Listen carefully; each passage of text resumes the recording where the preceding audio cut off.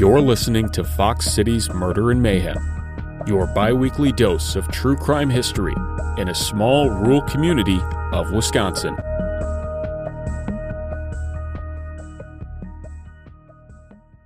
Hey everybody, welcome back to another episode of Fox City's Murder and Mayhem. I'm Eric. I'm Gavin. And we are back again after a little bit of a break from recording. Yes, it's been so long, I forgot how we do any of this.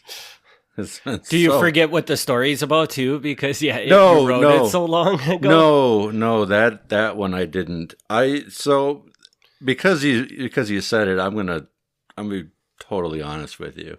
Okay. So listeners won't notice the difference because the schedule for them doesn't change, but Eric was gone for 2 weeks there. You'd think that what I would do is I would use that 2 weeks to just do the best darn research and the best polishing possible. And that is not what I do. Let me guess, it became Sunday night before I was going to come home and you're like, oh shit, I should probably write those podcast episodes. No, I had them, but I was like, yeah, I'll work on other projects. So this is not the most polished episode, which is not to say it's a bad episode. I'm not saying that, but it's not the most polished. Okay. So where are we traveling to? Because I don't remember if we gave a little preview into this. I'm glad you asked, because I want you and the listeners to remember what we did last time. I don't know if you remember. Oh, I don't remember anymore. Okay. But it was like a two-parter, wasn't it? Yeah. Or they were related. They're related. In some ways. They're related. So last time we had Bonnie Rapinski, who allegedly was dropped off at what today is the corner of Winchester and 41 in Neenah, Fox Crossing, whatever. It's technically Fox Crossing, but I think most people would call it Neenah. But if you push yourself 5 feet in one direction, you're probably in Neenah at that point, right? Allegedly dropped off there in 1975 and was never seen again. That was our episode. So today, we're going to pick up with her brother-in-law. Her husband he's still alive, David Rapinski. We're going to pick up with Dave's brother, Lloyd. Okay. Now, last time, I pushed the boundaries. It was like, I don't like to go newer than 50 years, and that was like the 50-year mark. We're going to go newer than that this time. So what is this, like 46 years? No, it's newer than that. It's more like 30 years. Oh, wow. So we're going to get a little into questionable territory, but I'm not going to say anything that isn't specifically in newspapers. That isn't well documented, so I'm not going to accidentally slander somebody. Anything I say, I can point to the source, so just be aware of that. This is not intended to accuse anybody of anything. All right. So we're going to start around 1972. We have Lloyd Rapinski, who is, again, David's brother or Bonnie's brother-in-law. He opens a place called the Western Village in Amherst, which is kind of sort of near Stevens Point. They purchased the property. Well, he had purchased the property and opened a store there that would sell Western clothing, saddles, country music, and he also raised Appaloosa ponies. I don't know specifically about what that is, but some kind of horse. Okay. Shortly after this, for reasons that I don't know, do not understand, Lloyd changes his name to Lane Shields. And from this point forward, he will be known as Lane Shields. But it's the same guy. Okay. Don't know what's up with that. January 1974, under this new name, he is arrested for beating his 6-year-old daughter. Not a good guy. No, he was said to beat her with a belt one day, and then the next day picked her up and threw her at a tree, kicked her repeatedly, and then lifted her up once more by her throat when she wouldn't get up after the beating. Wow. When the case went to court, it was reduced from multiple counts of child abuse to disorderly conduct. He paid a $200 fine. They reduced the sentence on that? Yeah. Okay. Yeah. All right. Yeah, I mean, if we have listeners who aren't in Wisconsin, I don't know why you would listen to this podcast if you're not in Wisconsin. But in Wisconsin, it's completely illegal to like spank your child or hit them with a belt as long as you're not like really violent about it. But this is excessive. Yeah. So, March 1974, shortly after this, someone shot his Alaskan husky and killed it, which was valued at $250. It was suspected this was part of the long-standing feud between him and his brothers Delroy and David. We kind of touched on this last time. The feud involved multiple dogs being killed, property being stolen from each other, nails put in driveways, and, mentioned this last time, but I'm going to bring it up again because it's my favorite, stealing a van from one of the brothers, taking out the engine and transmission, and then setting the van on the railroad tracks to be hit by a train. I mentioned last time David spraying mace in the face of one of the delivery guys for his brother. And then finally, Lloyd, or Lane now, and Delroy Rapinski attacking David with clubs and chains until he's hospitalized. So this family feud is, in my understanding, is just carried on through the generations, essentially? Is that what I think it's mostly the three brothers. I don't know. But you just said that Lane did something, right? Lane is one of the brothers. I thought Lane was one of the brother's sons. No. Oh, okay. I'm confused. No, Lane and Lloyd are the same person. Right, but wasn't Lloyd the guy from the first one's son? No. It's his brother. Okay. I'm totally... Wow. All right. Continue on. Now that this is making more sense. Okay. August 1976... A house on the Shields property burns to the ground in the middle of the night. It did not damage the Western store nearby, but it did. The house was pretty damaged. In 1977, there was another fire.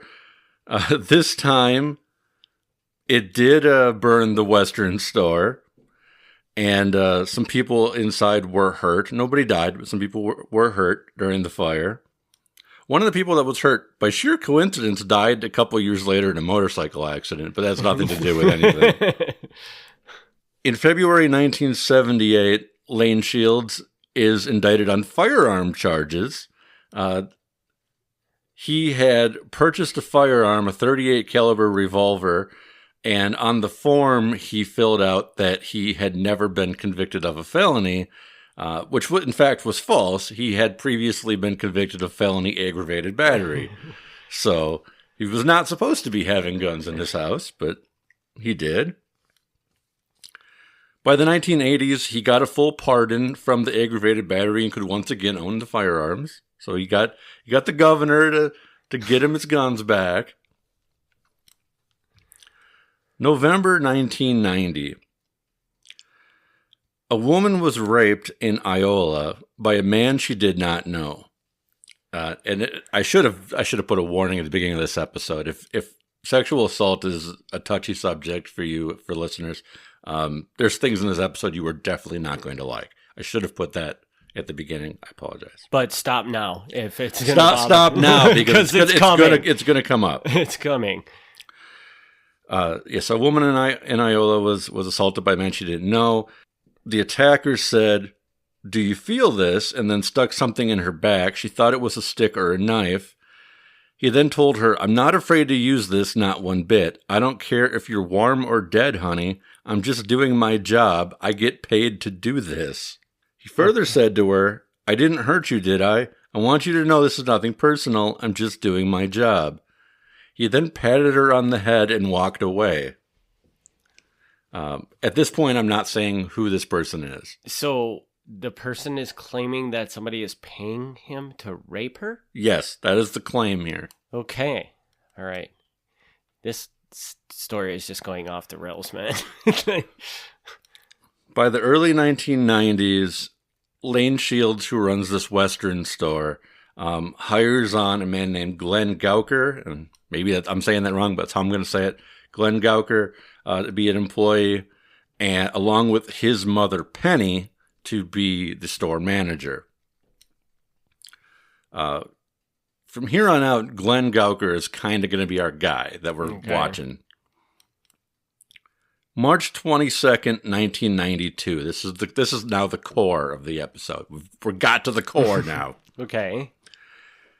Tana Togstead, who was 23, and her boyfriend Timothy Mumbrew, who was 35, and again, apologize, that's not how you say those names. They were found stabbed to death at a rural farmhouse in Weyauwega. Mumbrew, the boyfriend, was stabbed a minimum of 7 times and had his throat slashed. Togstead was sexually assaulted and stabbed twice. Their dog was also stabbed and killed. Oh my God. There were no immediate suspects. At the time, the boyfriend was going through a divorce, but that wasn't seemed to be connected. Jeff Togstead found the body of his sister. He was the first one to find the victims, which I'm sure that was not great. And his sister, another sister, Veronica, lived in a mobile home nearby. And she said that she saw a small pickup truck with a cap back out of the driveway around 4 in the morning on the night of the murder.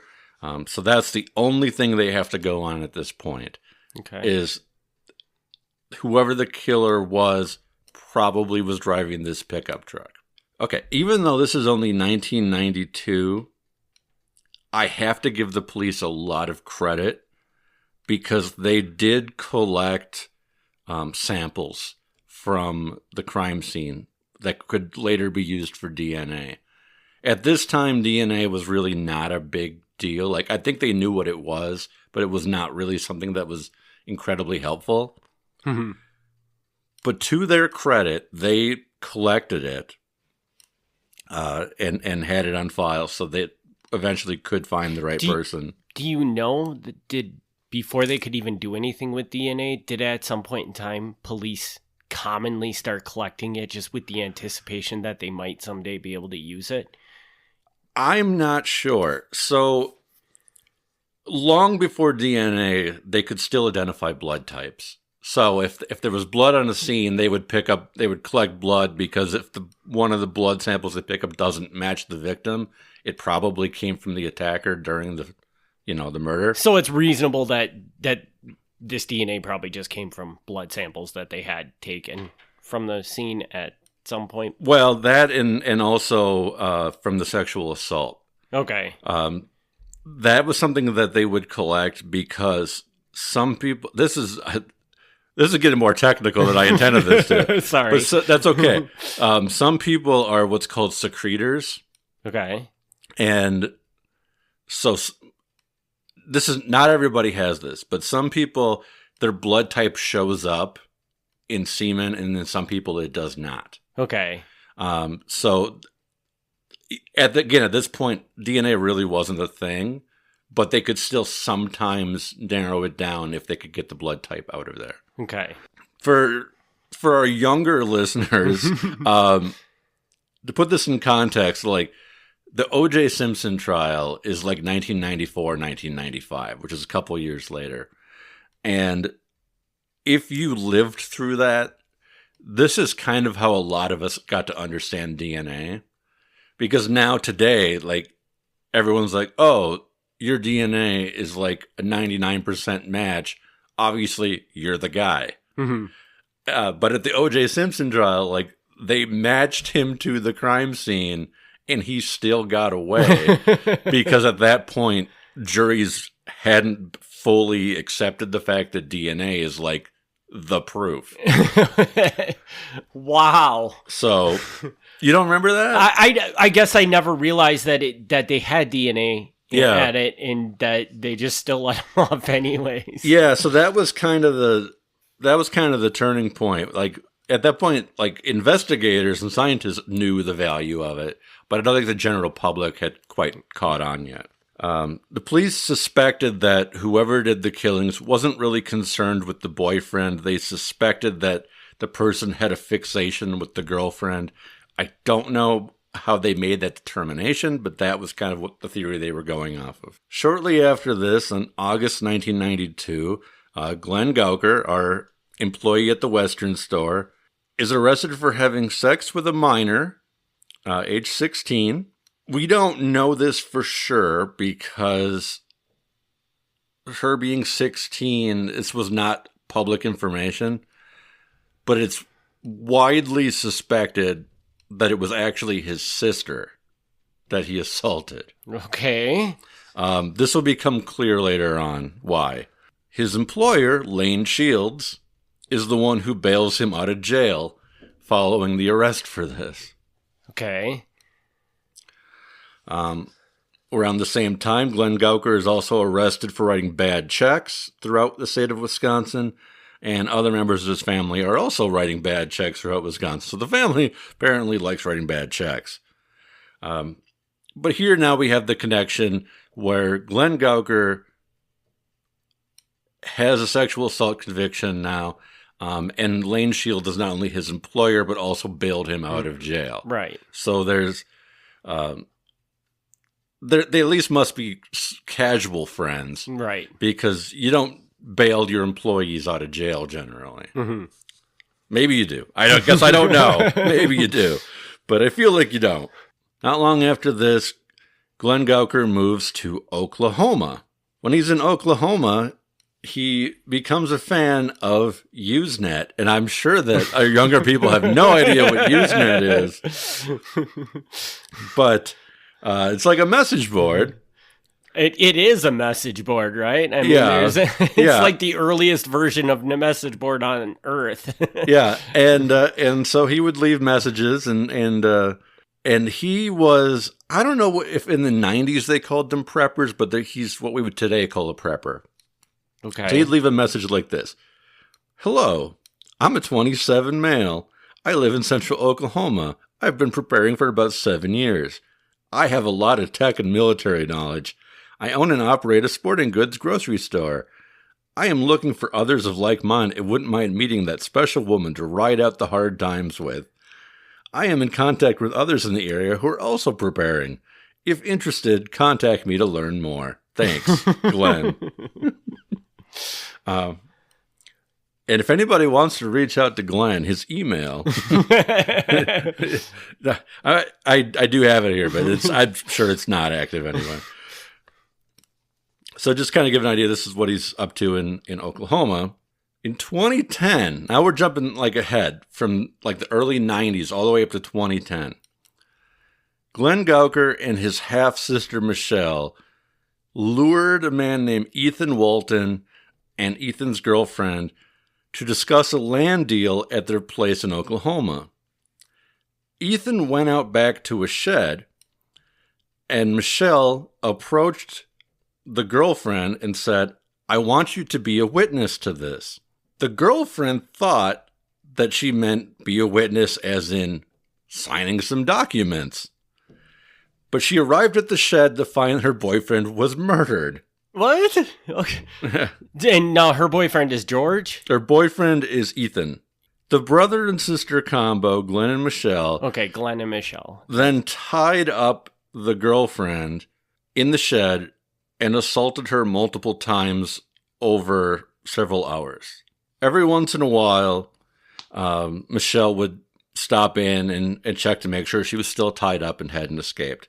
But somehow, she managed to get free, stabbed Michelle in the hand, hurled herself through a window, and ran to the only neighbor's house in the area, where they hid her, and Glenn and Michelle came by looking for her. The woman couldn't say for sure, but she thought that she heard gunshots on the way there, on the way to the neighbor's house. Okay.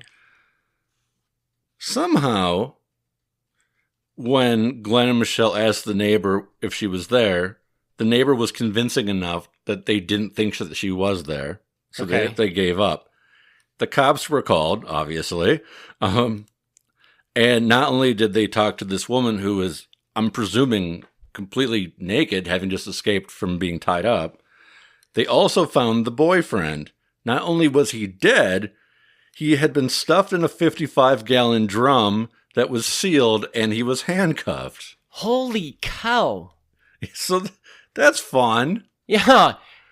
Yeah. I mean, this is like scary Dahmer type stuff, and we've never even heard this story before. It's ridiculous. Well, keep in mind, this is in Oklahoma. Yeah, I suppose. This is in Oklahoma. So this would not normally be on this podcast, but because it's going to come back around to the Weyauwega story. While in jail, Glenn Gowker calls his mom and says, "Mama, get me an attorney." And then on the jail phone tells his mom that everything he did was in self-defense, that they were going to sell the land, the deal went bad, and then Ethan, the man that they killed, came back to rob them. He says, "Get Michelle out of here. She had nothing to do with this." So apparently the mom found this convincing because she would later maintain that her son was a good boy and that he would not have done this and this. I do have one because if I remember correctly, so you said that he had molested his cousin. His sister. Oh, it was his sister. Okay. And Yeah. Michelle is his cousin? His sister. Oh, that is his sister that Yep. he was molesting. Yes. Okay. All right. What's your question? That was my question. I wanted to see, was Michelle the one that he had molested? So Presumably. We'll see. Sorry. He was exonerated from it, right? He was not. Oh, he wasn't. No, he was convicted, but because she was a minor, the name was never released. But you're about to see why we say that. Okay. Yeah, so like the mom was very defensive of this. Police and others were very skeptical. I myself am very skeptical. First of all, the young woman who escaped, I have no reason to doubt any of her story. Mm-hmm. No reason at all. But second, even if you kill a guy in self-defense, you generally don't handcuff him and stuff him in a drum. You know? That's going a little bit... Like, and either way, that when you see somebody has done that, you're like, whoa, dude. Yeah. That's like, no matter what the situation is, that's too far. Yeah. Yeah. Like, as a general rule, if you're in a fight with somebody and somebody else initiates the fight, once you become more aggressive than the person who attacked you, you become the one who's doing the violence, becoming the attacker. Right. I assume this applies here too, where if you think someone's trying to kill you, you have a right, to like to stab them or shoot them to get them to stop if that's what you need to do. But you don't then get to continue on you don't get and to dispose of the body. Like, this is not an okay thing to do. So, and none of this is legal advice. None of this is legal advice. So don't do any of these things. But yeah, it's it's a very difficult defense, I think. Prosecutors reduced charges for Michelle. Instead of trying to get her for murder, they just kind of got her as sort of a minor role in all of this in exchange for her testifying. It came out during the testimony that Glenn Gowker was the father of Michelle's 2 children, making them both his children and his niece's nephews. Okay. Yeah, they had run the DNA. Again, this is now by 2010, so now DNA is like firmly established. They ran DNA and they were like, this is 99.9% that he is the father. So it's possible that the 16-year-old that he assaulted was not his sister, but it's definitely clear that he has been assaulting his sister. In addition to the murder and kidnapping charges, Michelle and Glenn are also accused of exposing their 2 children to methamphetamine. So always fun. Always fun. Getting DNA samples from everybody also now reveals that Glenn Gowker is the man who was involved in the 1990 rape in Iola. The woman who was told that the guy who did it was just paid to do it. Okay. So we now know that was Glenn. Okay. However, the DNA sample did not match the sample from the double murder in Weyauwega. Okay. So at this point, Glenn Gauker is not directly connected to that. Michelle, for cooperating, is sentenced to 20 years in prison.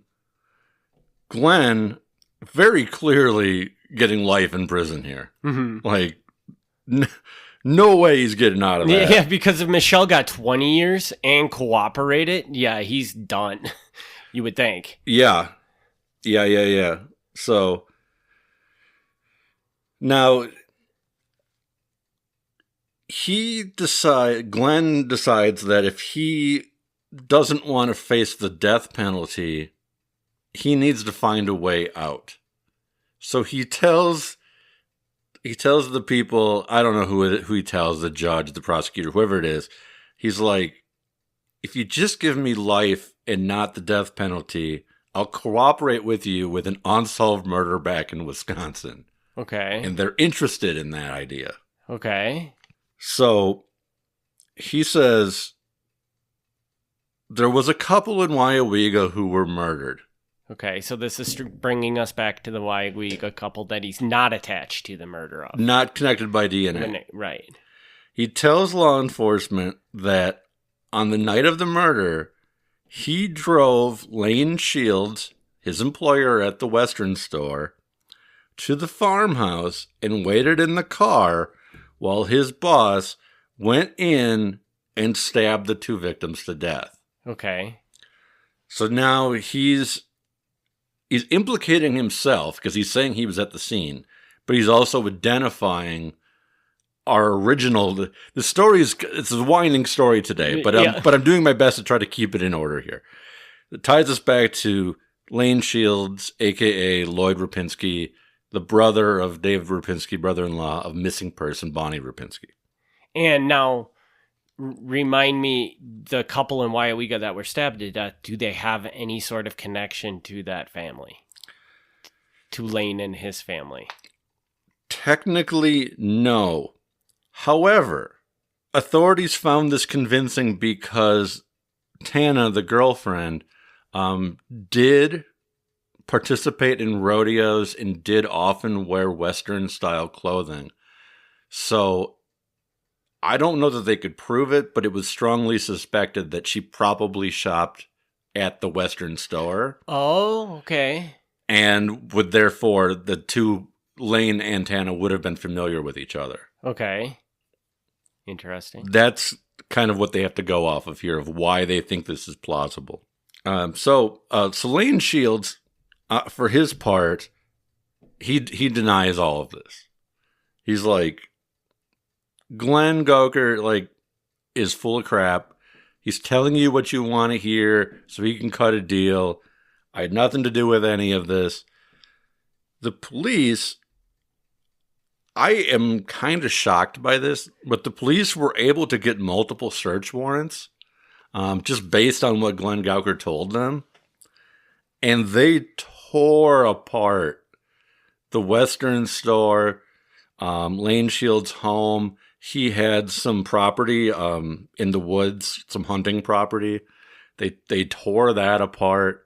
They were able to convince a judge that they had something here. Uh-huh. So I don't know exactly what they were told beyond just that the story that he was driven there, because I feel like generally that's not enough to get you a search warrant.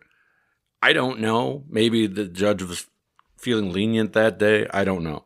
Mm-hmm. But not only to get a search warrant, but they must have gotten 3 search warrants, really, right? Because wouldn't you have to get a search warrant for his store, his house, and his land?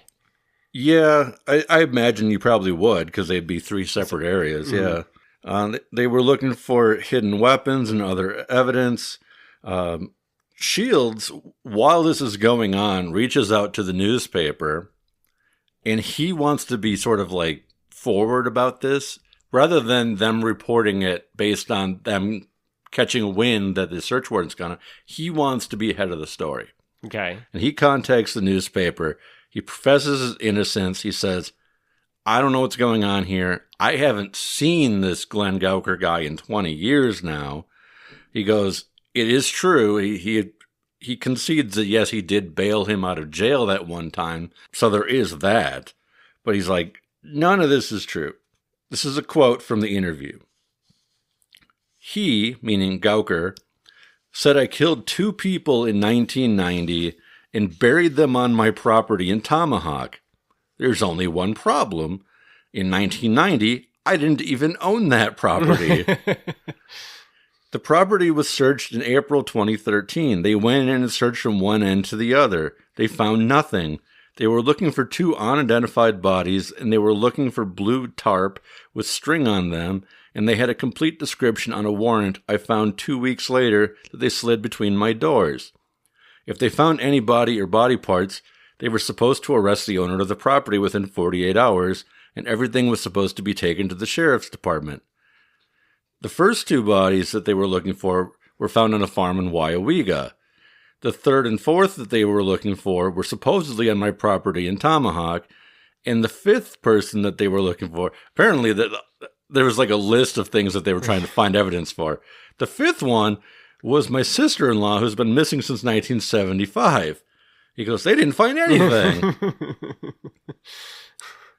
I do not know who the 2 people who they were looking for on the Tomahawk property were. I have no idea. Okay. Regardless, I didn't find anything on the property. So we're up to 2013 now. Jump ahead to 2017. Lane Shields not arrested. They find nothing. Okay.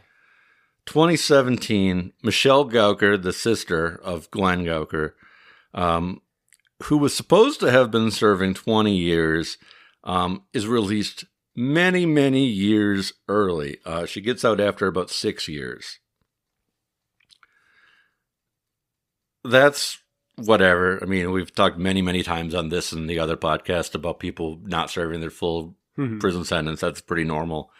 The thing here is apparently there was an incident, and I think it was a Buffalo Wild Wings. I didn't write it down, but I seem to recall it being a Buffalo Wild Wings, where Michelle went out to the Buffalo Wild Wings and she ran into the woman who was assaulted for hours. And the woman who was assaulted for hours apparently was never told that she got released. Oh. So it was,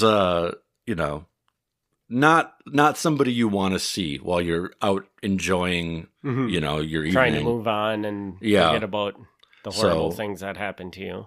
So as far as I know, Michelle doesn't do terrible things anymore. But even so, not the person you want to run into. If people, I didn't put it in here because I don't like publicly identifying sexual assault victims, so I didn't put it in here. But if you search online, if that's something you want to do, you can find it. The woman that I'm referring to has spoken publicly about it, so you can find this. I just don't feel it's my place to identify the victims. So, and I don't think you really said Glenn is. I mean, does he have a chance of ever getting out of prison at this point? I think pretty unlikely. Okay. So I think pretty unlikely because the only reason he got reduced from death to life is because of this confession, which is almost certainly fake. Yeah. Yeah. Jump ahead a little bit more to the 2020s. Okay. Wow. Modern day. This is still going on. A man in Weyauwega is arrested, and that man's name is Tony Hawsey. Why do I feel like I've heard that name? I don't know, because I don't know that name. Okay. So, I do not have a clue how the police started looking into Tony Hawsey. Do not know. But at some point, he becomes a suspect in the double murder in Weyauwega. Okay. And they pull him over on a traffic stop. I presume it's a legit traffic stop that he was speeding or whatever.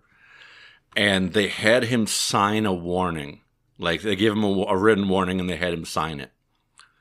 And from that, they were able to pull DNA off the pen. Wow. How you get DNA after someone just held a pen, Do not know, but apparently this is how this went down. They ran it. It came back. It matched to the murder sexual assault of the couple in Weyauwega. So he's arrested, I believe 2022, could be 2023. And he does make a confession. He says, this is his story. Okay. That when he was a kid, his father was killed in a snowmobile accident. One of the people who was killed, their father was also in that same snowmobile accident. Okay. Years later, it was still haunting him. So he went out, got drunk, went to their house, and killed them in a rage because one of their fathers was somehow involved in the accidental death of his father. Wow. Years before. Man, and like, think about it. If they don't just by chance get DNA from a pen, there is no way you're solving that case because that is such a obscure connection. Yeah. How would you ever make that? I don't know. I don't know. But so here's kind of the fun and exciting thing. Maybe not fun. Fun's not the right word for this kind of podcast. But as of right now, this is probably our first episode where it's ever actually a current event. Mm-hmm. Because this trial will go forward this summer, the summer of 2025. Wow. Really? Yes. So as of now, be careful about what I say. Tony Hawsey is presumed innocent until proven guilty. Mm-hmm. I can't say that he murdered anybody because it's not been proven in a court of law.